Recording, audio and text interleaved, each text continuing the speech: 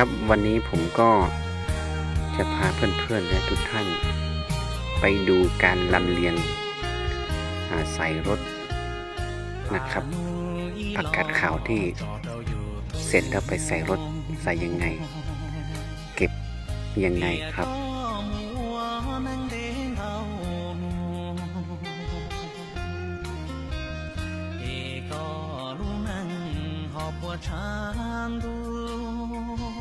ผักกาดขาวที่พวกเรากินกันทุกวันนี้นะครับกว่าจะได้มาแต่ละหัวเขาปลูกที่ไหนและก็กว่าจะได้มาแต่ละหัวลำบากมากเพียงใดครับ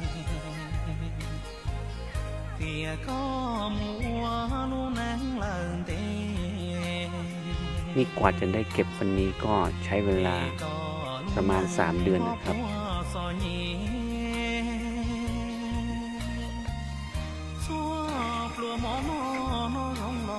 ให้พ่อบ้านในบ้านก็ช่วยกันเก็บ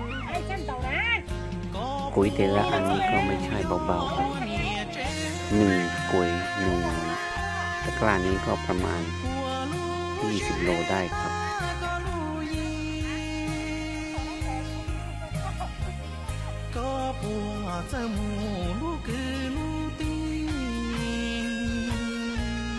และ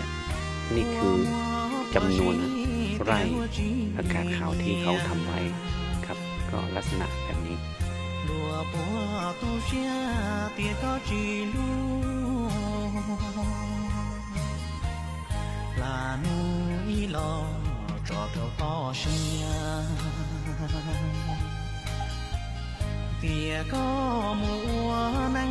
เก็บใส่ตะกร้าเสร็จก็จะลำเลียงมาใส่ที่รถ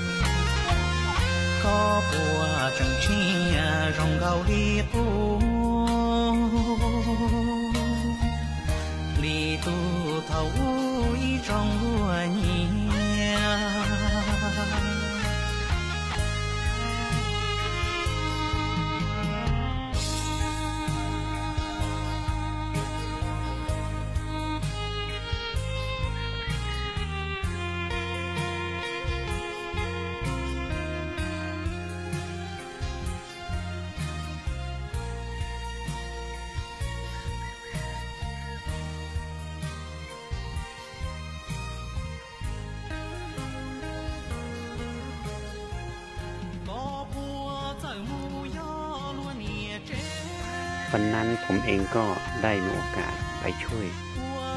พี่ชายผมครับชื่อพี่เปาเป็นไร่ของพี่เปาผมก็เข้าไปช่วยแล้วก็ช่วยตักช่วยขนลำเลียงไปที่รถเพื่อนำไปจำหน่ายอีกทีครับเนี่ยครับเมื่อนำมาถึงก็จะเรียงที่รถเป็นชั้นเป็นชั้นเพื่อให้ได้เข้ารูปและแน่นจะได้ไม่ขยับไปเยื่อนไปไหนครับ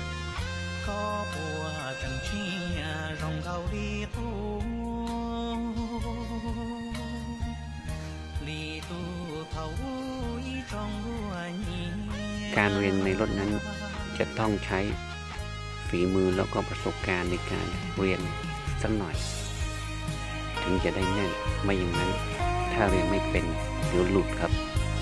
หลุดแล้วก็ล่วงหมด